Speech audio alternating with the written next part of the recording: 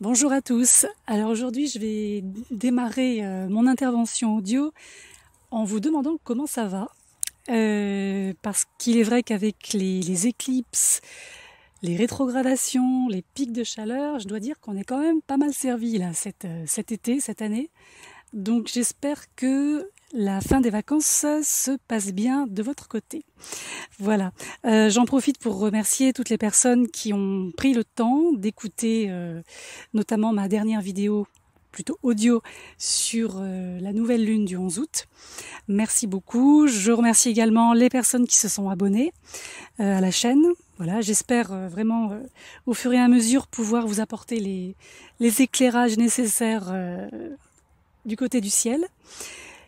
Et d'ailleurs, si vous souhaitez une consultation privée, parce que je vois souvent que vous me posez des questions très personnelles, enfin vous concernant très personnelles dans les commentaires, donc moi je vous invite vraiment à me contacter à l'adresse mail qui est indiquée dans la rubrique à propos, si vous souhaitez avoir un éclairage plus précis, plus orienté, vous concernant personnellement. Les consultations reprendront à Paris en cabinet et par téléphone à partir du mercredi 5 septembre. Et pour les questions globales, donc je continuerai à prendre le temps de vous répondre dans les commentaires du mieux que je peux. Voilà. Autre précision, je voulais aussi vous dire que quand je parle des décans et des signes, ça ne signifie pas forcément que c'est sur votre soleil. Autrement dit, si je dis par exemple cette nouvelle lune va concerner plus spécifiquement les deuxièmes décans des cancers, par exemple, ça signifie que ça concernera les personnes qui auront des planètes, des axes et des points dans le deuxième décan du cancer, pas uniquement le soleil. Donc ce qui veut dire que si vous êtes cancer du deuxième décan, ça vous concerne, mais pas que. Donc si vous avez sous les yeux votre thème natal, et j'ai l'impression que parmi vous il y a quand même pas mal de connaisseurs, donc vraiment vérifiez en fonction des décans et des signes qui seront concernés, si vous avez quelque chose à ces endroits-là. Ça peut même être un fond du ciel, un milieu du ciel, une lune noire, peu importe, mais c'est vrai que comme vous le savez sûrement, un thème natal est constitué vraiment de tous les points et de toutes les planètes pris dans leur entièreté, pas uniquement sur une planète par-ci, une planète par-là. On parle vraiment d'une totalité, d'une globalité astronomique, donc astrologique. Alors maintenant, qu'est-ce qu'il en est pour cette pleine lune du 26 août prochain? Alors cette pleine lune, elle va se positionner en poisson, donc au tout début des poissons, premier décan, à 3 degrés exactement. Alors on a, indépendamment de cette pleine lune, deux événements notables planétaires. Alors en effet, Mercure repasse en marche directe le 19 et Mars également le 27. Ce qui veut dire que doucement mais sûrement, la communication va redevenir fluide, plus facile à manier, plus facile à conduire, les échanges sont plus évidents, on sera moins en attente de réponses, de papiers, de signatures, de versements d'argent peut-être, de choses comme ça très, très pragmatiques. Et donc on va commencer à envisager certaines actions concrètes aussi, grâce à Mars, et on va se sentir moins plombé, moins empêché, moins dans une situation d'attente. Mercure et Mars étant rapides, étant des planètes dites rapides, donc on va retourner dans une énergie plus légère qui va nous pousser dans le bon sens. Cette sensation de légèreté va s'accentuer dès la mi-septembre, quand Saturne sera lui aussi repassé en marche directe, enfin, et sera en plus bien aspecté à Uranus en trigone. Enfin ça on en reparlera à la nouvelle lune du 9 septembre qui sera vraiment très axée sur cette remise en place saturnienne. Donc voilà, ce que je viens de dire c'est valable pour tout le monde, pour tous les signes, tous les décans, je précise. C'est un peu une sorte de photographie énergétique générale, si je puis dire. Alors c'est une pleine lune qui va, si vous voulez, nettoyer, éponger les traces laissées par les 3 éclipses précédentes, qui ont eu lieu, je le rappelle, les 13 et 27 juillet et celle aussi du 11 août. On sort d'une période de 2 mois qui est très particulière, voire même extrême sur le plan des énergies. Ça, je pense que tout le monde l'a ressenti à divers niveaux. Donc là, c'est vraiment le moment de faire un bilan de ces derniers mois. Quels domaines de votre vie ont été concernés? Sur quel type de problématiques l'accent a-t-il été mis? Est-ce que vous avez désormais des clés, des pistes pour faire avancer les situations concernées? Est-ce que vous avez trouvé vos marques, finalement? Et à partir de maintenant, on nous demande de mettre de côté tout ce qui est superficiel dans nos vies respectives et de nous concentrer sur ce qui donne de la valeur à cette vie. Autrement dit, si vous voulez, dans chaque domaine de notre vie, il faut vraiment maintenant cultiver ce qui nous élève, ce qui nous motive à nous lever chaque matin. Alors oui, même si on doit subir certaines situations, c'est le cas pour tout le monde, on est capable de trouver toujours quelque chose qui peut agir comme une petite fenêtre ouverte sur l'extérieur. Alors non pas pour tourner le dos au problème ou être dans le déni, c'est pas du tout ça, mais plutôt pour réaliser que malgré une vie quotidienne qui n'est pas parfaite, qui n'est pas comme on souhaiterait peut-être une vie idéale, il y a certaines choses qu'on prend plaisir à faire et d'autres choses dans lesquelles on est très bon. Si vous êtes par exemple une mère de famille avec 3 enfants à élever, soyez-en fiers parce que vous le faites bien. Et ça, il faut vous en persuader.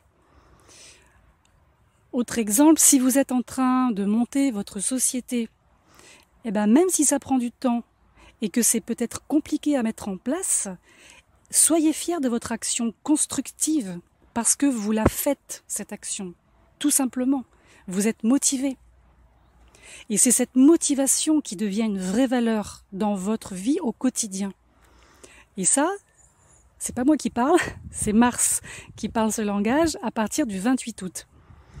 La dernière fois, pour ceux d'entre vous qui ont écouté l'audio du 11 août, de la nouvelle lune du 11 août, je vous ai parlé du tireur à l'arc qui devait se concentrer, préparer son tir, observer sa cible, mais ne pas tirer.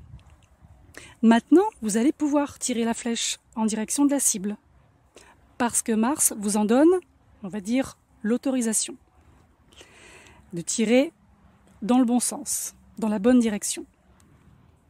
Le 26 août, proprement dit, on a 2 aspects intéressants qui sont très bons pour les signes de terre et d'eau. Donc là, même chose, si vous avez des planètes, des axes, des points en signe de terre et en signe d'eau, ça vous concerne. Alors le premier aspect, c'est un sextile entre la Lune et Saturne. Donc ça, c'est très très bien, très intéressant, parce que c'est un aspect qui demande de l'endurance, de la patience, pour que nos actions aboutissent favorablement. Et c'est un aspect, je trouve, de rentrée scolaire ou autre, Saturne. Alors c'est aussi le sens de l'éthique, de la morale qui est important aussi ici. Plus vous ferez les choses dans une optique saine, réfléchie, mesurée, plus vous aurez des chances de voir vos projets prendre une tournure positive et aussi donc une finalité positive. Les obstacles, si obstacles il y a, n'en seront plus. Le deuxième aspect du jour, du 26 donc, est un autre sextile entre la Lune et Uranus. Alors là, on a un aspect qui donne l'impulsion, qui envoie une envie de nouveauté. Et c'est vrai que comme on a été quand même coincé pendant plusieurs semaines à cause de Mercure et Mars rétrograde, là, ce sextile Lune-Uranus va vraiment agir comme un appel d'air. On a des énergies qui nous tirent vers le haut, vers l'avant, ici, et qui nous permettent d'offrir une rampe de lancement à nos projets. Alors ces deux sextiles vont en fait venir colorier une toile de fond très, très terrienne. Alors je m'explique. Depuis le 14 août, on a de nouveau un trigone exact entre Saturne et Uranus en signe de terre. Donc d'un côté le Capricorne, de l'autre côté le Taureau. Alors ce trigone terrien couvre toute la période là, actuelle jusqu'à la prochaine nouvelle lune du 9 septembre. Alors les énergies de Saturne sont structurantes, stabilisatrices et permettent au changement ici de nature uranienne de se faire dans un cadre de discipline, de rigueur, tout en laissant le champ libre à la nouveauté, au changement. Ce qui veut dire que agir et changer, oui, je pense qu'on est nombreux à le souhaiter, à le vouloir, à l'attendre, oui, mais pas n'importe comment. Les énergies, en fait, encore une fois, sont très terriennes sur cette pleine lune du 26 août. Donc, faites preuve de discernement, de logique et d'expérience. On vous demande ici de la compétence, de la structure. Alors, les signes cardinaux, pour certains du premier décan, peuvent avoir un peu de mal à sortir volontairement de leur zone de confort, du fait du carré qu'ils subissent toujours à cause de Saturne. Je pense notamment aux balances et aux béliers, premier décan. Alors, une telle alliance Saturne-Uranus indique que tout se fera de manière progressive. On n'a rien qui se fera d'un coup d'un seul, mais vraiment de manière progressive. Et ça permet du coup d'étirer l'action, ou les actions que vous avez prévues dans le temps, de laisser le temps faire son œuvre, comme on dit. Et comme Uranus, en parallèle, est en fin de rétrogradation jusqu'à début janvier prochain, et que non, toutes les rétrogradations ne sont pas méchantes, la preuve, Uranus va ici nous laisser une marge de temps pour finir de régler des vieux dossiers, de tirer un trait sur ce qui est plus viable, un petit peu ce dont on a déjà parlé sur les lunaisons précédentes, de manière à pouvoir aller de l'avant tout en ayant tiré des leçons du passé. Et c'est là où va s'ancrer ce trigone Saturne-Uranus. Le lendemain, le 27 août, on a Mars qui redevient enfin direct. Dans l'après-midi, pour rappel, Mars était rétrograde depuis le mois de juin dernier, fin juin dernier.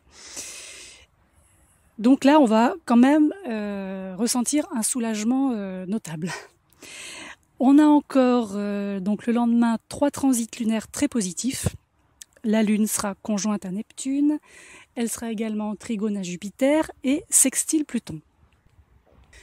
C'est un petit peu technique ce que je vous raconte là, mais en fait je le fais volontairement pour vous montrer à quel point on a une pleine lune qui nous aime, qui nous veut du bien pour une fois. Ça serait donc dommage de ne pas en profiter. D'ailleurs, même les Sagittaires et les Gémeaux du premier décan qui la reçoivent en carré devraient être impactés plutôt favorablement, ou en tout cas moins ressentir les effets d'une pleine lune classique, parce qu'ils ont le soutien de la lune noire qui est actuellement en Verseau et le soutien des nœuds nord, nœud sud, qui sont en ce moment en Verseau aussi et en Lion. Alors le seul bémol qui peut apparaître sous cette pleine lune concerne encore une fois nos amis des signes cardinaux à cause d'un carré qui se présente entre Vénus et Pluton. Alors ici je pense notamment aux personnes qui sont nées entre le 10 et le 15 approximativement, des mois d'avril, de juillet, d'octobre et de janvier. Donc là, il s'agit bien de votre soleil natal, et pas forcément des autres planètes. Je pense aussi aux personnes qui ont leur Vénus et leur Pluton natal en toute fin de deuxième décan, des signes cardinaux, donc du Bélier, du Cancer, de la Balance et du Capricorne. L'aspect va se former à 19 degrés exactement, Si toutefois vous avez votre thème, vous pouvez regarder si vous avez quelque chose à 19 degrés dans ces signes. Sous cette configuration, il peut y avoir la réactivation d'une lassitude qui peut être liée à une problématique alors soit familiale, soit relationnelle ou financière. Alors là, il y a quelque chose qui va vous falloir réajuster ou carrément épurer. Donc là aussi, on va vous demander de trouver un moyen, de prendre une décision pour arrêter de subir en fait une situation dans les domaines que je viens de citer. Alors pour conclure, je dirais que cette pleine lune se présente véritablement comme un moment charnière entre des portes à fermer et des nouvelles à ouvrir ou qui vont s'ouvrir d'elles-mêmes. On a une pleine lune qui nous propose de nous reconnecter à la vie après avoir laissé mourir notre ancien moi et tout ce qui allait avec, tous ceux qui allaient avec, ce C-E-U-X. Alors c'est pas simple, ça peut être un petit peu effrayant au début, déstabilisant, je vous l'accorde, parce qu'on est tellement habitué à se raccrocher à des paramètres comportementaux récurrents. Je parle ici de nos habitudes, notre routine, nos certitudes. Ah là là, nos certitudes. Que du coup, on a du mal à concevoir l'idée d'un ailleurs ou d'un autrement. Alors que, avec toutes les énergies restructurantes qui sont en train de se mettre en place, grâce aux aspects en signe de terre, à partir de cette fin août, il faudra vraiment aller dans le sens du vent, se laisser porter, et puis voir où ça nous mène. Alors je vous souhaite une bonne rentrée, et puis on verra au mois de septembre, à partir du 9, concrètement, où ça nous mène.